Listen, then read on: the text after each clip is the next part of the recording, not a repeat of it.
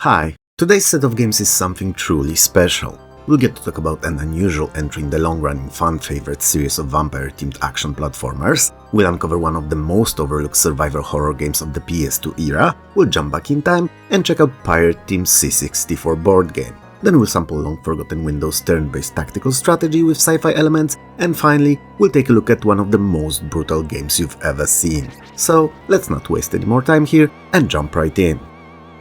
What system do you think of when you think of Castlevania? NES? SNES? Maybe PlayStation? Or a Nintendo Switch?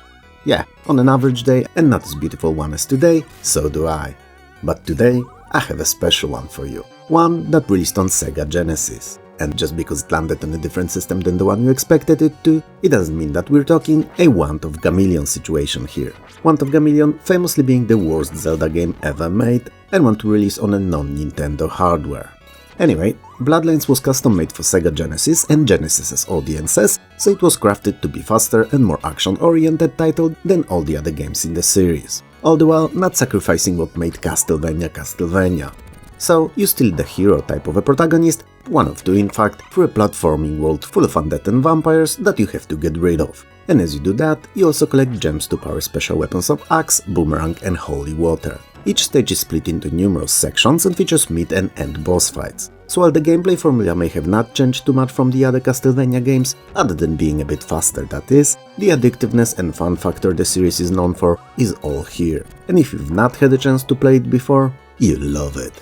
The two playable heroes that you get to lead throughout the monstrosities-filled adventure are John Morris, a distant descendant of the series' famous Belmont family, and Eric Lecard, who's literally no one. Yep, you've heard it here first, he's of no importance. That said, he's pretty fun to play as and has his own motivation to be the part of the plot. So, that's fine I suppose. Anyway, the first, so John, uses a whip, and outside of it being a fantastic basic weapon to deal some anti-undead justice in all 8 directions, it can also be used to swing over gaps, chasms and pits. You know, Indiana Jones-like style. Eric Lecard, however, our Mr. Nobody, has a spear. It may sound like a cooler weapon than a whip, after all, it does end with a sharp point that you can use to poke all the vamps and such, but in reality it's no better, just considerably different. So while the spear itself may not offer any swinging abilities, Eric has a super jump, or high jump, or mega jump, or however else you wanna call it, that allows him to reach high suspended platforms. The difference in abilities between the two characters may seem superficial at first, but as soon as you reach certain parts of the game, you realize that at points the heroes may have to take slightly different paths throughout the stages because of how differently they are abled. It's perhaps not varied enough to feel as if you were playing a different game when you pick either, but definitely adds to the replayability.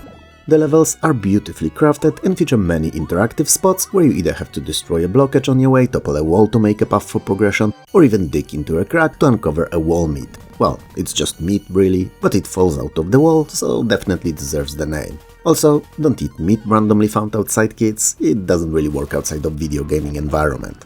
Bloodlines is set in the year 1917 and tells the tale of a young woman, Elizabeth Bartley, who's trying by means of an unholy ceremony to revive her long-deceased uncle, Count Dracula. Yeah, that Count and that Dracula. And you playing as either John or Eric are trying to stop her. And if that's not possible, and you know that it definitely is not, because otherwise we'd not have the game, then at the very least, to defeat the resurrected vampire lord.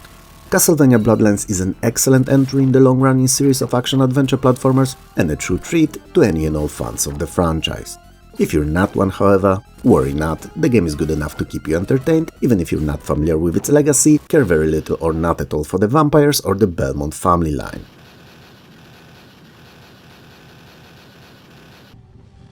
Believe it or not, but Extermination is the very first survival horror title to release on PlayStation 2 that you've not heard of. I mean the game. You've not heard of the game. I'm pretty sure you're well familiar with the PlayStation.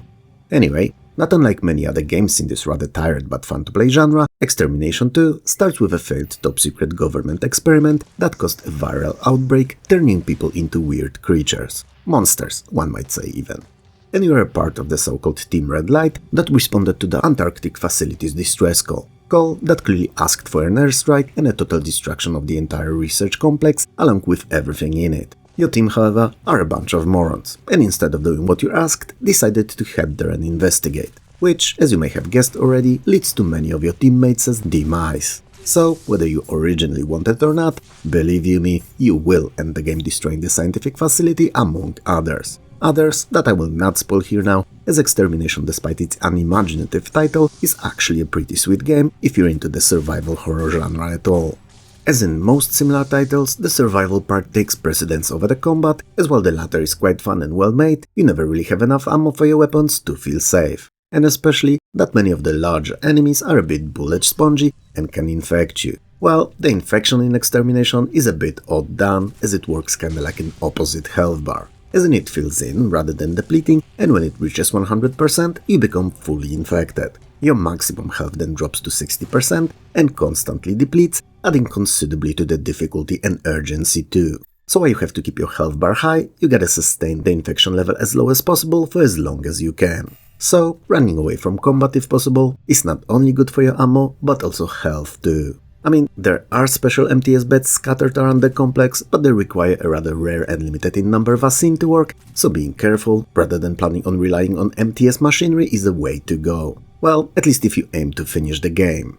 You start with a knife and an assault rifle, and that latter is a rather special weapon. As along your Arctic set horror adventure, you will be able to upgrade it in many different ways, adding scopes, flashlights, radars and such, and it can even be made to dish out different kinds of damage, like shotgun or flamethrower to name a few. And as deadly as it can be made, one thing never changes, and it's the scarcity of ammo. It's just never in abundance, regardless what kind of modification you apply to your rifle. An interesting mechanic in Extermination is the battery pack that you carry with you everywhere. It holds a certain amount of power and has to be recharged periodically as you use it to power various machinery all around the game world and even to save your game. It can be upgraded to hold more charge too, so while initially you gotta keep it in check, always leaving at least enough power to save your game, with time it will become less of an issue. Presentation-wise, for an early PS2 game, Extermination looks pretty good. Especially that it uses none of that pre-rendered background crap that I despise in the games from the time, and it's made entirely in real-time rendered 3D. But when compared to titles that released late in the system's life, it is rather simple. Either way, it's irrelevant because what counts is the gameplay, and it fortunately defends itself quite well. It may have not reinvented the wheel or created a new and improved 11 spices fried chicken formula, but it did inject some originality into otherwise a bit stale and kept alive mostly by Resident Evil and Silent Hill games genre.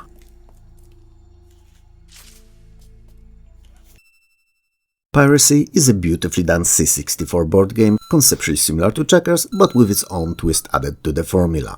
It pits two hardy ship captains against one another, Barry the Red Tracksuit and Charlie the Featherhat, in a conquest of boarding of one another's vessels, with the rule of the game saying that they cannot use cannons, guns or logic. Well, scratch that last one, but the first two definitely are there. So the captains drank probably way too much grog for their own good, then they've hanged series of old ropes between their ships, creating a net links between them, and finally they've sent off their men to compete in the swashbuckling challenge. Each of the ships has 5 cannon bays, and each bay holds 3 drunk, but eager to plunder the opponent's ship's sailors. And at each turn, playing against the CPU or a friend, you get to perform one of 2 available actions. You can release one of the sailors from the bay of your choice, or move all of those that are already on the game board. On the network of ropes simultaneously all at once. Players alternate their actions until one of the goals of the game is reached. First being defeating of all opposing sailors by moving yours on the spots that they are on, and second is the destruction of the enemy ship's base, which is done by having your sailors cross the network of lines and enter them.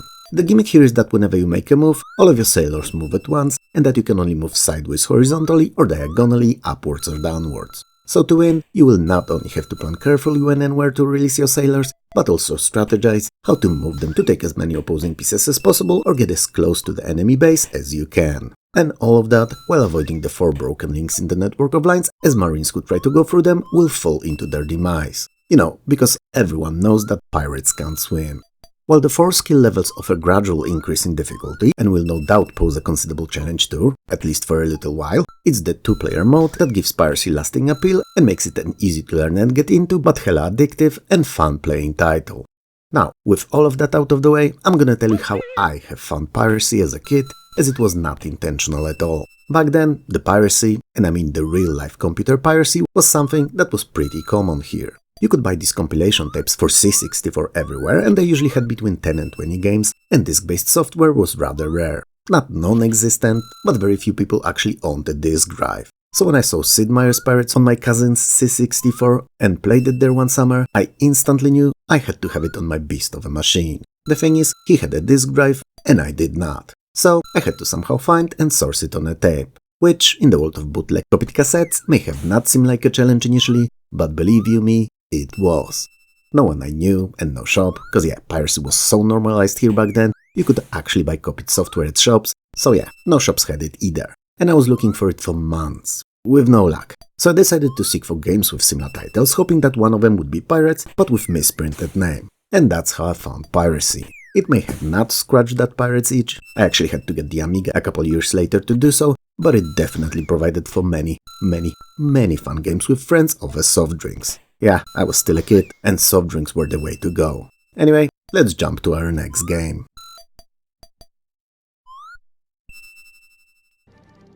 I'm a huge fan of XCOM games, played them since the first one, and still enjoy them to this very day. Both the original 1990s trilogy and the modern remakes by Firaxis. In fact, I think it would be more accurate if I was to say that I'm a fan of turn-based tactics games, preferably, but not necessarily with sci-fi elements. And whenever I craved an experience, and one that was something new and not the same XCOM time after time again, I looked into other releases, seeking something that would scratch that itch. Wow, it's like the second time in the video I've mentioned itching, I should really get myself checked out as it may be contagious. So just to be on the safe side, I suggest you carry on watching this video in a face mask and rubber gloves. I just don't want to give you a turn-based itch. Anyway, 2003's S2 Silent Storm is just a title that I needed, just the title that I wanted, just the title that provided me with countless hours of fun at the beginning of a new millennia. It is set in fictionalized World War II Europe, with you commanding a team of up to 6 elite soldiers on either the Axis or Allied side. The missions are chained into pretty sizable campaign, and before each new operation that you are sent on, you get to choose your team's composition from around 20 different troops divided into roles of a soldier, scout, sniper, engineer, grenadier and medic. Each of these have up and downsides, their own and unique perk advancement tree, and a good team composition, preferably made out of leveled up troops, is a key to success. There are approximately 75 different weapons in the game, many of which are recreations of real-life ones from the era, and they all look and behave as they should. Some, however, are sci-fi inspired and tied to the plot, so eventually you'll get to use some really funky and creative pew-pewers too. Quite unusually for the game in the genre at the time, Silent Storm used a rather advanced underlying physics engine, which rendered basically all of the environments entirely destructible. And I just don't mean buildings, but literally everything. It made no covers lasting indefinitely, added realism to the gameplay and allowed you for some unique for the time tactics. For instance, if you heard the enemy moving behind the wall and had a powerful enough rifle, you could just shoot through the wall to get to them before even laying your eyes on them. It's nothing unusual today, at least in the shooters, but back then, and in a turn-based strategy, it was more than a novel concept. It was borderline groundbreaking. Bullets ricochet and have a different speed and power of traversal depending on the gun they are coming from, and everything that the Silent Storm is made out of makes it one-of-a-kind game. Even its god-awful ragdoll physics that very often send bodies flying as if they were hit with a cannonball and not shredded by a series of gunshots. It's fun, even if it's odd and unfitting when compared to a rather realistically behaving rest of the game. Silent Storm's story is a pretty cool one too. There is this shadowy secret organization known as THO, so Thor's Hammer Organization, a pretty silly name but whatever, and they are plotting to take over and control the world to shape it into their own liking. To do so, however, they must first remove any and all potential dangers to them parties, namely Axis and allies. So, the THO fuels the conflict between the two sides, hoping that it would escalate to the point that they would assure mutual destruction, or at the very least that they would exhaust most of their forces. Because when that happens, the THO could emerge from the shadows in a typical for the 70s and 80s Kool-Aid Man manner, crashing through the wall with a big ta-da moment, taking the power and by extension of that, control over the planet. So, whether you'll be playing as Axis or allies, you will eventually have to face and stop the THO. In fact, it's actually worth to play Silent Storm twice, once for each of the sides. And especially that all the missions feel unique, the locations range from small farms through large mansions to entire enemy bases, and every single one of them can be approached and completed in many ways. Quietly, guns blazing, or in a total distraction mindset, toppling building after building and leaving nothing standing and anyone alive behind. Whichever the way you'll decide to play Silent Storm, you'll love it. And that's a promise.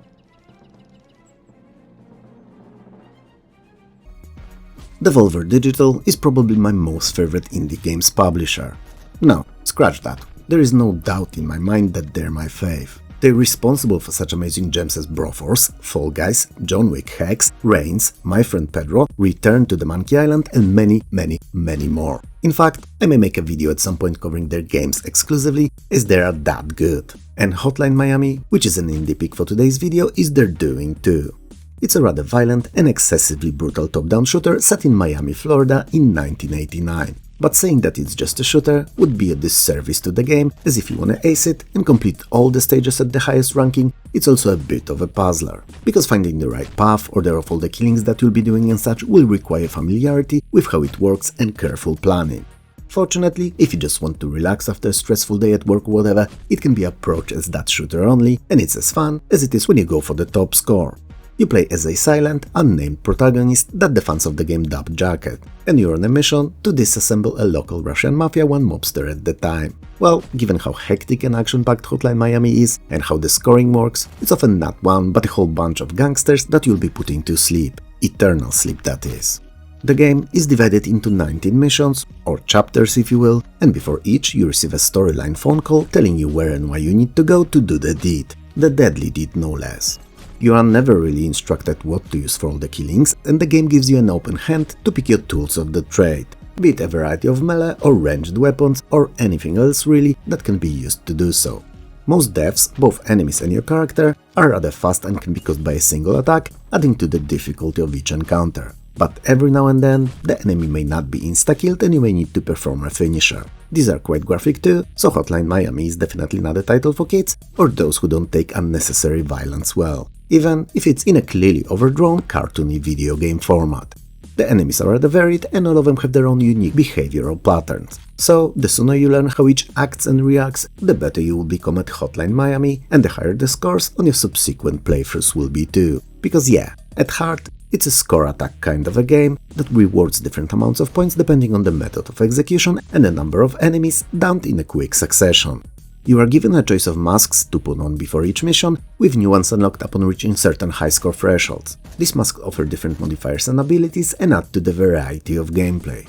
While many may think that Hotline Miami is too violent, and for no good reason at that, the abundance of terrible acts that you'll be committing all throughout it, and the running narrative may leave you feeling guilt for what you're doing. And that is by design, as despite what the gameplay is composed of, Hotline Miami actually advocates an anti-violence message. It may not be an obvious one at first glance, and definitely shown through overuse of brutal acts and behaviors, but it's there, and some reviewers, upon game's original release, compared it to such cinematic works of art as A Clockwork Orange or American Psycho. Whether that's the case or not, I believe it to be a very personal thing to interpret. What is unquestionable, however, is how playable the Hotline Miami actually is. So if you like action-packed shooters and are tired of so many of them being made from the first-person perspective, Hotline Miami is definitely worth a shot. Pun intended.